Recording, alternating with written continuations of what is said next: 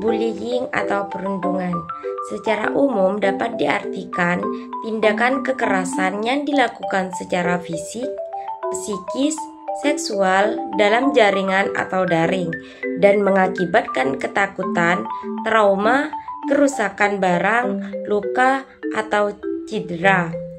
Dan cara untuk menangani perundungan atau bullying di sekolah yaitu salah satunya membangun kesadaran tentang perundungan yang mana meningkatkan kesadaran siswa, guru, dan orang tua tentang apa itu perundungan, bentuk-bentuknya, serta dampaknya.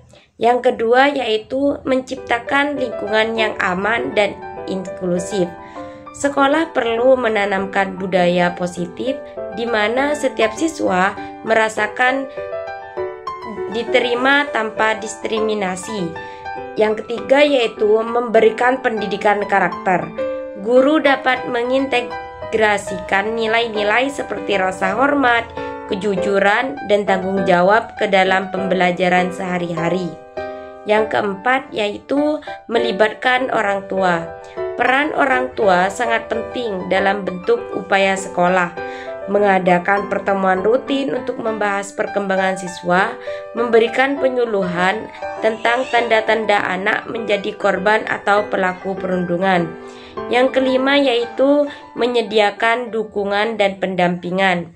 Jika terjadi perundungan, penting untuk memberikan perhatian serius kepada semua pihak yang terlibat, baik korban, pelaku, maupun saksi.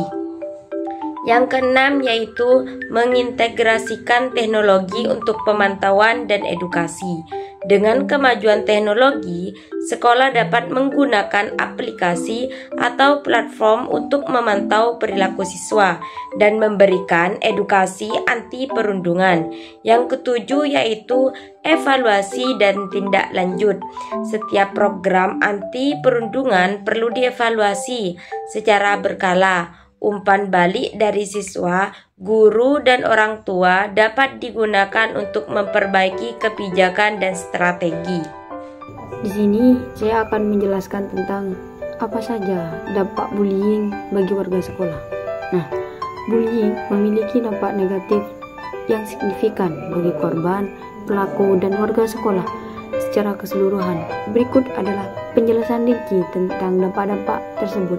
Yang pertama, dampak bagi korban. Yang pertama yaitu ada masalah kesehatan mental. Korban bullying rentan mengalami gangguan kecemasan, depresi, hingga stress disorder atau PTSD. Yang kedua yaitu ada penurunan prestasi akademik.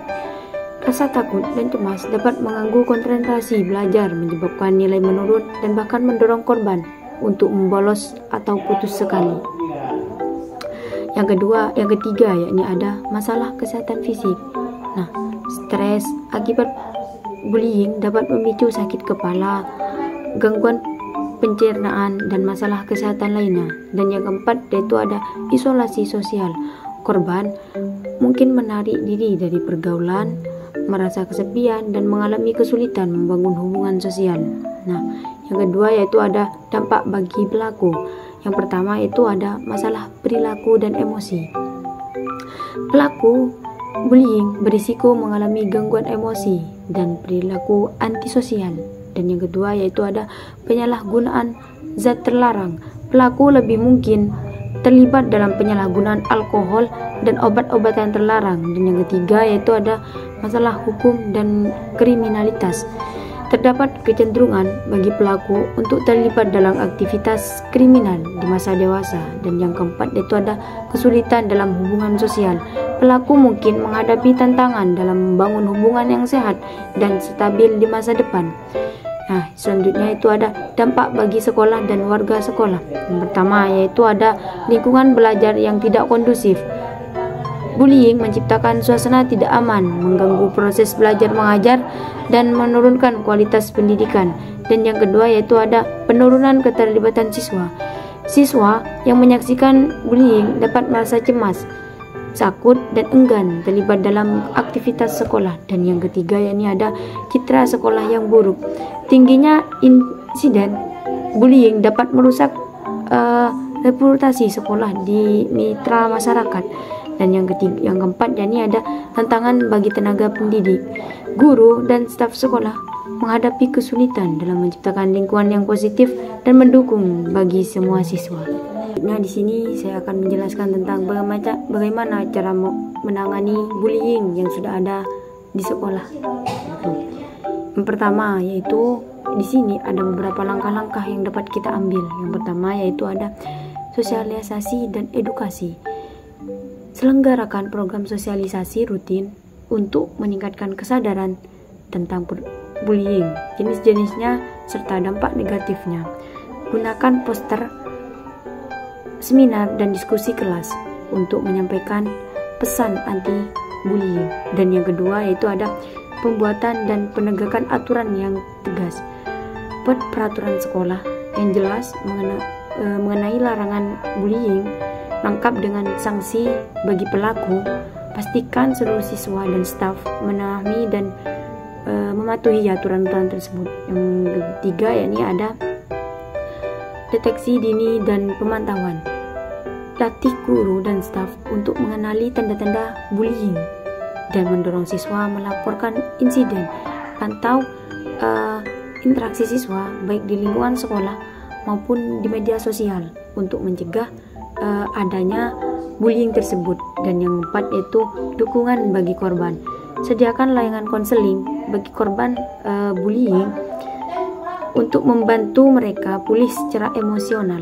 Ciptakan lingkungan yang aman, ada suportif agar mereka merasa didengar dan juga mereka merasa dilindungi. Dan yang kelima yaitu ada pendekatan terhadap pelaku. Lakukan konseling terhadap pelaku untuk memahami alasan dibalik pelaku mereka dan membantu mengubahnya.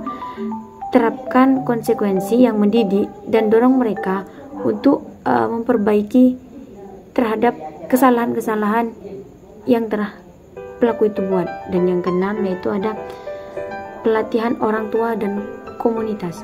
Libatkan orang tua dalam upaya pencegahan dan penanganan bullying melalui pertemuan rutin dan komunikasi terbuka.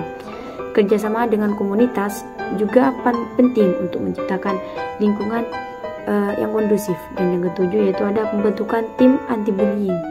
Bentuk tim khusus yang terdiri dari guru, staf, dan perwakilan siswa untuk memantau dan menangani kasus bullying tersebut.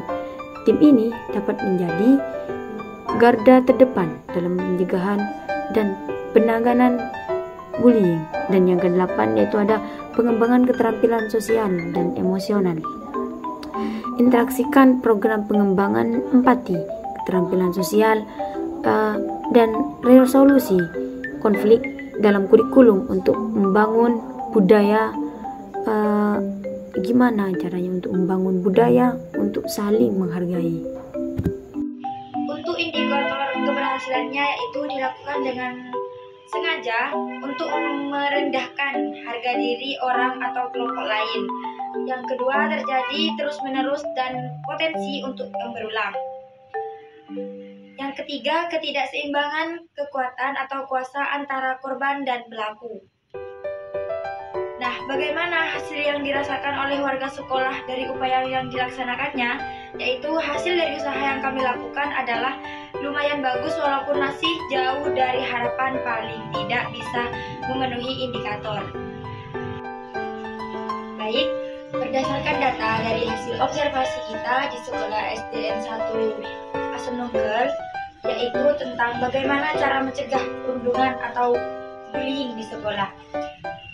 Jadi, cara mencegah bullying di sekolah memerlukan kerjasama antara mahasiswa, siswa, guru, dan orang tua, disertai komunitas. Nah, ada beberapa cara, diantaranya edukasi dan sosialisasi. Yang kedua, penegakan aturan yang tegas. Yang ketiga, pengembangan empati dan toleransi. Yang keempat, penelitian keterampilan sosial. Yang kelima, peningkatan pengawasan. Dan yang keenam, membangun lingkungan yang aman. Dan yang ketujuh, pelibatan orang tua. Dan yang terakhir, pemberdayaan siswa. Di mana